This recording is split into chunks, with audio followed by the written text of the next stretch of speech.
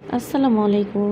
Football রান্নাঘর থেকে নিয়ে আসলাম নতুন আরও একটা রেসিপি। সেটা হলো মলার শুটকি দিয়ে আমি কিভাবে আজকে আলু ভুনাটা করেছি। প্রত্যেকটা টিপস দেওয়া আছে, আপনারা প্রথম থেকে লাস্ট পর্যন্ত ভিডিওটা দেখে যাবেন প্লিজ। এখানে আমি মলার শুটকি নিয়েছি। নেওয়ার পরে আমি এখানে মলার শুটকির যেই মাথাগুলো ছিল সেটি আমি কেটে ফেলে দিয়েছি। তা না হলে দেখা গেছে শুটকির মাথাগুলো যদি দেওয়া হতো এটা তরকারিতে ভেঙে যেত এবং তরকারিটা কাটা কাটা হয়ে যেত, খাওয়ার কোনো চান্স ছিল না। তার জন্য আমি মাথা এবং পেটিটা সুন্দর করে, ভিতর থেকে কালো একটা পেটি থাকে সেটাও ফেলে দিয়েছি, পরিষ্কার করে এখানে নিয়েছি। এখন আমি এটা গরম পানি দিয়ে, প্রায় কুসুম গরম পানি দিয়ে 5 মিনিটের মতো ভিজিয়ে রাখবো। তারপর আপনি দেখতে পারবেন এই শুটকি থেকে কত ময়লা ওঠে। আমরা তো দেখতে দেখা যায় অনেক পরিষ্কার, আমরা বাজার থেকে এনে রান্না করে খেয়ে ফেলি, কিন্তু এটা যে প্রসেস করে রান্না করতে হয় সঠিকভাবে সেই নিয়মটা আমরা অনেকে জানি না। এই যে দেখেন কত ময়লা পানি উঠেছিল, আমি এটা পরিষ্কার করে ধুয়ে এখন পরিষ্কার পানি দিয়ে দেখেন কত সুন্দরভাবে শুটকিটা ধোয়া হয়ে গেছে এবং কোনো ময়লা এখন আর নেই। আমি এখন এই পানিটা ছেঁকে ফেলে দিব। আর এদিকে চুলায় একটা প্যান বসিয়ে দিলাম। প্যানেতে দিয়ে দিব হাফ কাপ পরিমাণ তেল, প্রায় 100 গ্রাম যতটুকু, সেই পরিমাণ তেলটা দিয়ে, এবং তেলটা গরম হয়ে গেলে আমি পানিতে ছেঁকে রাখা যে শুটকিগুলো ছিল সেই শুটকিগুলো এখন দিয়ে দিব। শুটকিতে সামান্য একটু লবণ এবং একটু হলুদ দিয়ে দিব, যাতে এটাতে লবণটাও লাগে সুন্দরভাবে এবং কালার এসে যায় মাছ ভাজার মতন। পারফেক্ট একটা ভাজা দিয়ে নিব আমি এখানে। শুটকির সাইজটা আমি অনেকটাই বড় বড় নিয়েছি, আপনারা চেষ্টা করবেন এরকমভাবে প্রসেস করে রান্না করতে, তাহলে দেখবেন শুটকির গ্রান এবং টেস্ট আপনাদের কাছে দ্বিগুণ বেড়ে যাবে। অনেকে শুটকি মাছ সব কিছু রান্না করতে পারে, কিন্তু ঠিকভাবে কতটুকু দিতে হবে বা ঠিক প্রসেস করে কিভাবে রান্না করবে সেটাই বুঝতে পারে না, তার জন্য। আর শুটকিটা আমি ভালোভাবে ভেজে উঠিয়ে নিয়েছিলাম। আর এখানে কিউট করে 2টা বড় সাইজের আলু আমি কেটে নিয়েছি। আপনারা চাইলে শুটকি এবং আলু কম বেশি দিতে পারেন, কোনো সমস্যা নেই। এখানে আমি 2টা আলু দিয়েছি। 2টা আলুর মধ্যে সামান্য একটু লবণ দিয়ে দিব এবং হলুদ দিয়ে দিব, দিয়ে আমি আলুটা সুন্দর করে বেছে নিব।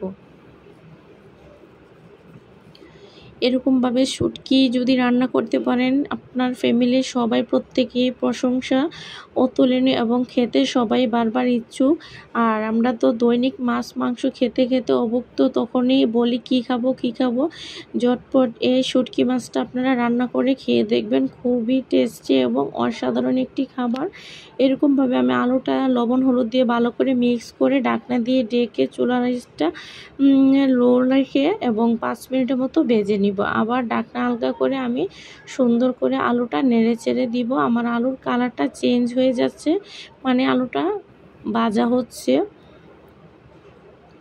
আলুর সাথে একই সাথে আমি দিয়ে দিব বড় সাইজের পেঁয়াজ কুচি 2টা, তাহলে দেখে গেছে আমার এখানে আলু আর পেঁয়াজ একসাথে ভাজা হয়ে যাবে। এখন আমি কোনো ঢাকনা ব্যবহার করব না, চুলার আঁচ মাঝারি আঁচ রেখে আমি কিছুক্ষণ পরে পরে নেড়ে চেড়ে দিব।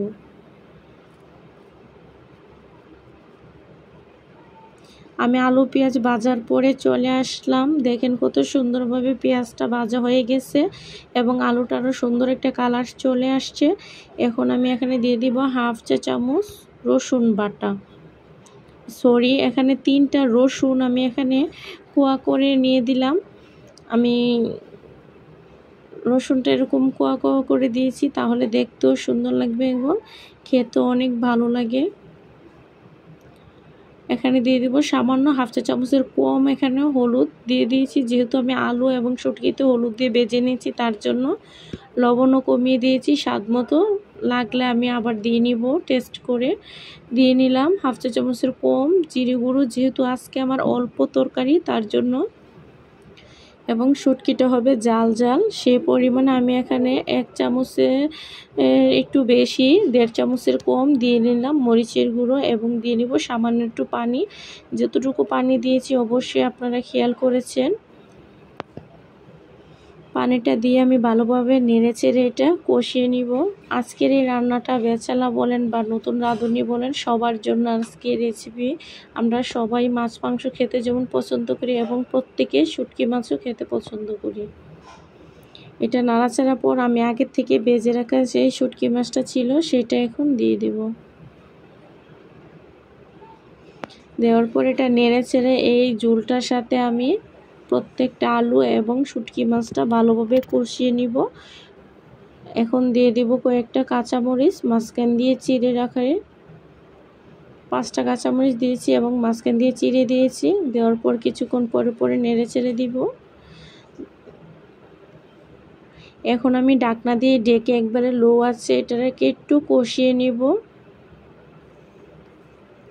5 মিনিটের মতন কষানোর মধ্যে আমি এটা একবার নেড়েচেড়ে দিয়েছি যাতে নিচে দিয়ে না লেগে ধরে। তাই এটা আমি এখন উল্টিয়ে পাল্টিয়ে দিব, সুন্দর করে নেড়েচেড়ে মিক্স করে দিব।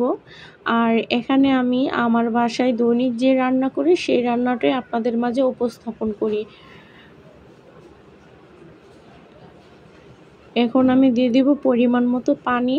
আমি যেহেতু এটা বোনা করব তার জন্য বেশি পানি দেব না, অল্প পরিমাণ পানি দিয়েই রান্নাটা কমপ্লিট করব। যেহেতু আলু কিউট করে কেটেছিল তার জন্য আলুটাও আমার সুন্দরভাবে সেদ্ধ হয়ে গেছে, পারফেক্ট। এখন ঢাকনা দিয়ে ডেকে চুলা আঁচটা বাড়িয়ে আমি বলক নিয়ে আসবো তাড়াতাড়ি করে। আমার তরকারিটা বলক এসে গেছে এবং পারফেক্টভাবে হয়ে গেছে। এই মুহূর্তে দিয়ে দেবো আমি ধনেপাতা কুচি। ধনেপাতা দিলে আমি এখানে কোনো যে ধনে গুঁড়ো ব্যবহার করি না, আমি সবসময় ধনেপাতা কুচিটা ব্যবহার করি। তার জন্য আপনারা চাইলে এটা স্কিপ করতে পারেন এবং দিতে পারেন, কোনো সমস্যা নেই। আর এরকমভাবে পাতাটা দিয়ে আমি নেড়েচেড়ে প্রত্যেকটা তরকারির সাথে মিক্স করে নিব সুন্দর একটা ফ্লেভার আসার জন্য। এখানে সুন্দর একটা স্মেল আসার জন্য আমি 2 মিনিট ঢাকনা দিয়ে ঢেকে দিব এবং 2 মিনিটের পর আমার তরকারিটা ফাইনাল লুক আপনারা দেখতে পারবেন। এটি আমার তরকারির ফাইনাল লুক। আজকের রেসিপি ভালো লেগে থাকলে অবশ্যই আমার চ্যানেলে লাইক কমেন্ট করে যাবেন। আর যারা আমার চ্যানেলে নতুন আছেন সাবস্ক্রাইব করে যাবেন। আর যারা পুরাতন আছেন ভিডিওটা ফুল ওয়াচ করে যাবেন।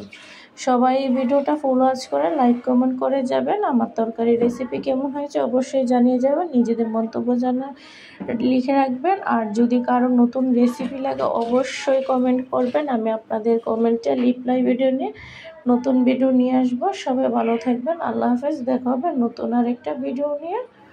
For watch by video, by.